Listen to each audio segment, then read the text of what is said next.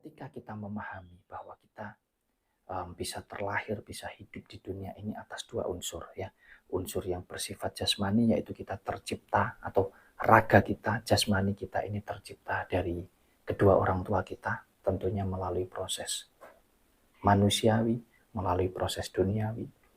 Nah, yang separuhnya lagi atau yang satunya lagi kita tercipta atas unsur daripada ilahi, yaitu nafas kehidupan kita atau yang sering disebut di dalam pemahaman secara umum disebutnya adanya ruh di dalam kehidupan kita. Nah, ada saatnya ya kita mampu menanggalkan apa yang ada di pola pikir kita. Ketika kita menghadapi sakaratul maut ini tadi, kita harus mampu masuk ke dalam keimanan kita hanya kepada Gusti Allah saja. Jadi kalau memang kita sudah, oh iya, aku sudah pasrah, sudah kita siap untuk dijemput oleh Yang Maha Kuasa, ya sudah tanggalkan yang di sini. Jangan lagi berpikir tentang, mohon maaf, tentang istrinya yang masih cantik, tentang suaminya yang masih keren, tentang harta bendanya, tentang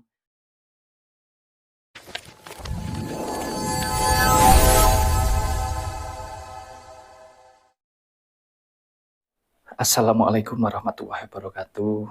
Rahayu, rahayu, rahayu. Salam sehat dan bahagia selalu untuk kita semua.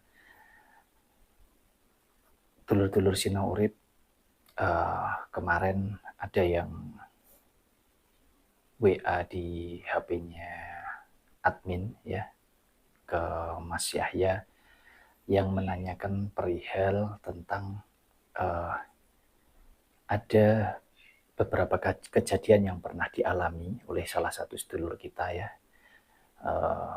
menanyakan yaitu tentang adanya sakaratul maut ya, atau ada beberapa kejadian yang dialami ya, entah itu saudaranya, tetangganya atau sahabatnya, pas sebelum meninggal itu terjadi istilahnya sakaratul maut, atau orang yang mau meninggal tapi nggak meninggal di posisi yang kesakitan ya, intinya menunggu ajal menjemput itu dalam prosesnya boleh dibilang tidak berjalan dengan baik ya. Nah, itu menanyakan karena faktor apa bisa terjadi sakaratul maut itu. Nah, sebetulnya pengertian dari sakaratul maut sendiri itu adalah proses ya, terpisahnya antara ruh dan jasad yang tentunya kita semua masih belum mengalaminya untuk kita-kita yang masih hidup ya. Nah, lalu kenapa bisa terjadi proses yang apa ya, istilahnya kan ada kalau orang meninggal itu ya, itu prosesnya itu mudah banget. Ada yang prosesnya itu susah. Nah, sebetulnya kalau kita bicara tentang proses meninggal atau yang sering disebut sakaratul maut itu ya, proses terpisahnya antara jasad dan ruh itu tentunya setiap pribadi tentunya berbeda-beda, sehingga itu ada juga yang dihubung-hubungkan, mohon maaf, dengan perilaku ketika semasa hidup, dengan perbuatan, atau mungkin kadang orang itu ada yang mengatakan, oh itu karena mempunyai ilmu tertentu, atau ada juga yang mengatakan oh karena dosanya dan lain sebagainya. Tentu ini semua tidak bisa kita cegah dari cara berpikir setiap orang ya, kita juga tidak bisa melarang, monggo itu hak masing-masing di dalam berpendapat, di dalam berpikir ya. Tetapi di sini kita tentunya sama-sama belajar menjawab tentang pertanyaan salah satu sedulur kita. Ya memang sakaratul maut itu adalah proses terpisahnya jasad dan ruh, yang mana setiap orang yang akan meninggal ya pasti akan mengalami itu. Akan tetapi saya bisa menangkap apa yang diinginkan oleh sedulur kita ini adalah bagaimana caranya agar ketika kita mengalami proses tersebut, kita ini tidak sampai istilahnya merasakan sakit yang berlebihan, atau yang bahkan kadang ada orang yang sudah tidak mampu apa-apa ya, sampai berhari-hari, ada juga yang hitungan jam, hitungan hari ya. Nah, itu kok enggak, istilahnya enggak meninggal-meninggal, atau kok enggak berangkat-berangkat bahasanya. Mohon maaf ya, ini um, bahasa saja di dalam menjabarkan ke panjenengan agar agar mudah dipahami. Jadi kita mencoba untuk mempelajari itu di dalam kehidupan pribadi kita, ya. Sekali lagi, untuk masalah pola pikir, pendapat yang mengatakan ini karena faktor ini karena faktor itu, dan lain sebagainya, monggo, itu hak masing-masing.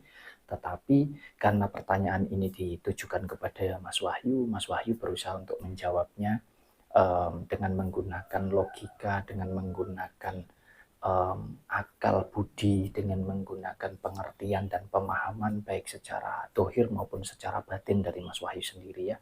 Tentunya boleh juga berbeda dengan panjenengan, tetapi niat kita di dalam belajar, di dalam memahami segala sesuatu ini tentunya adalah untuk kita niatkan untuk kebaikan kita bersama di dalam menjalani hidup kita sampai nanti proses kepada kita mencapai sebuah kematian.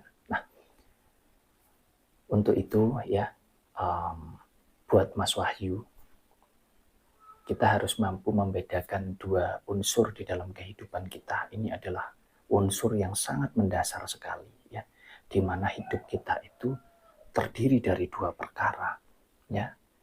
Ada jasmani atau yang sering kita sebut manusiawi atau duniawi, dan ada rohani atau ilahi, ya.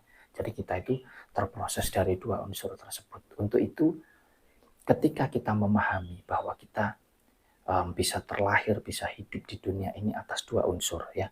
Unsur yang bersifat jasmani, yaitu kita tercipta, atau raga kita, jasmani kita ini tercipta dari kedua orang tua kita, tentunya melalui proses manusiawi, melalui proses duniawi. Nah, yang separuhnya lagi atau yang satunya lagi, kita tercipta atas unsur daripada ilahi, yaitu nafas kehidupan kita, atau yang sering disebut di dalam pemahaman secara umum disebutnya adanya roh di dalam kehidupan kita. Nah, ketika kita memahami dua unsur ini, maka ketika kita akan mengalami di mana kita akan dijemput, ya, ajal kita, atau bahkan begini, jauh sebelum kita akan mengalami kematian, karena kita semua orang akan mengalami, dan itu sudah tidak bisa dihindarkan, ya. Akan tetapi diminta tidak bisa, dilarang pun juga tidak bisa, nanti akan tiba waktunya. Itu semua, ya, semua makhluk hidup, termasuk kita sebagai manusia. Nah, lalu apa yang harus kita siapkan? Apa yang harus kita lakukan di dalam menjalani hidup ini agar nantinya dulu kita sudah terlahir dengan alhamdulillah luar biasa lancar, sempurna, dan bagaimana nanti ketika kita berpulang bisa lancar juga dan bisa sempurna juga. Tentunya kita harus memahami dua unsur kehidupan kita tadi, ya, unsur dasarnya. Nah, kita harus senantiasa mempersiapkan, maka itu Mas Wahyu sering sampaikan, ya, kita harus menjalani hidup ini dengan seimbang antara urusan yang fakta atau yang bersifat duniawi atau yang bersifat manusiawi atau jasmani ini, ya, dengan urusan yang bersifat rohani atau ilahi. Jadi dua-duanya kalau diwujudkan mungkin di dalam raga kita ini, di dalam tubuh kita, di dalam kehidupan kita ini, yang bersifat jasmani atau yang bersifat manusiawi atau duniawi itu terpusat di pola pikir, di otak kita. Sedangkan yang bersifat rohani atau ilahi itu ada di dalam hati kita, ya, atau ada di dalam keimanan kita. Nah, ini yang harus dijalankan dengan seimbang. Jadi kita ini harus senantiasa siap menjalani hidup ini, dan kita juga harus senantiasa siap manakala kita akan dipanggil kembali oleh Yang Maha Kuasa. Jadi kita harus mampu, ada saatnya, ya, kita mampu menanggalkan apa yang ada di pola pikir kita. Ketika kita menghadapi sakaratul maut ini tadi, kita harus mampu masuk ke dalam keimanan kita hanya kepada Gusti Allah saja. Jadi kalau memang kita sudah, oh ya, aku sudah pasrah, sudah, kita siap untuk dijemput oleh Yang Maha Kuasa, ya sudah, tanggalkan yang di sini. Jangan lagi berpikir tentang, mohon maaf, tentang istrinya yang masih cantik, tentang suaminya yang masih keren, tentang harta bendanya, tentang anaknya, tentang cucunya, tentang semuanya yang dimiliki, ya. Sudah harus kita tanggalkan manakala kita memang sudah siap untuk dijemput oleh Yang Maha Kuasa. Karena apa? Ini bisa menghambat. Jadi sebetulnya bukan tentang ilmu, bukan tentang dosa, bukan tentang apa ya yang membuat kita terhambat di dalam menjalani proses untuk kita kembali kepada Yang Maha Kuasa ini tadi. Sebetulnya ya atas dasar pemikiran kita sendiri, atas dasar perangkat kita sendiri, ya, perangkat yang sudah terpusat di otak kita ini. Atas dasar karena kita masih berpikir tentang duniawinya.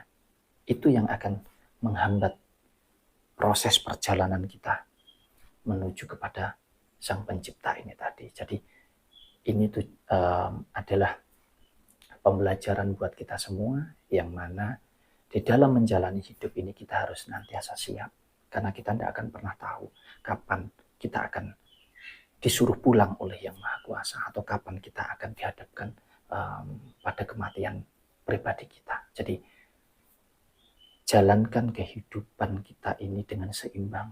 Ada saatnya kita ngurusi atau kita menuruti atau kita menjalankan otak manusiawi kita, ya, atau perangkat kita sebagai manusia, ya, yang urusannya dengan jasmani, urusannya dengan duniawi.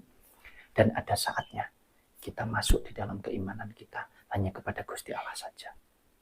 Insya Allah kalau panjenengan dan saya, kita semua memahami ini, insya Allah kita akan senantiasa diberikan kemudahan, diberikan kelancaran dalam segala hal, termasuk di dalam kita menerima ajal kita, atau kita akan menghadapi kematian kita. Nah, ini mungkin yang bisa Mas Wahyu sampaikan kepada dulur-dulur semua.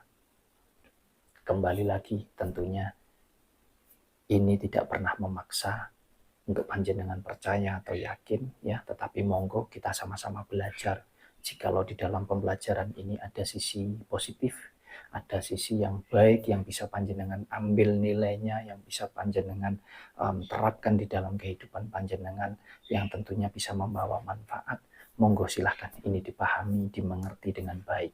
Tetapi jika tidak, sudah silahkan dianggap iklan saja, itu bahasa Mas Wahyu, ya. Jadi dianggap ini radio bunyi saja, setelah didengarkan ya sudah, setelah dilihat ya sudah, lupakan, karena nggak ada poin yang bisa memberikan manfaat ke panjenengan. Mungkin itu yang bisa Mas Wahyu sampaikan tentang pengertian atau tentang bagaimana cara agar kita bisa menjalani proses sakaratul maut ini dengan baik, dengan lancar. Ya, mudah-mudahan kita senantiasa diberikan kesehatan, keselamatan, ya, dan kita senantiasa diberikan kemudahan dalam segala hal untuk menjalani kehidupan kita. Amin. Terima kasih. Assalamualaikum warahmatullahi wabarakatuh.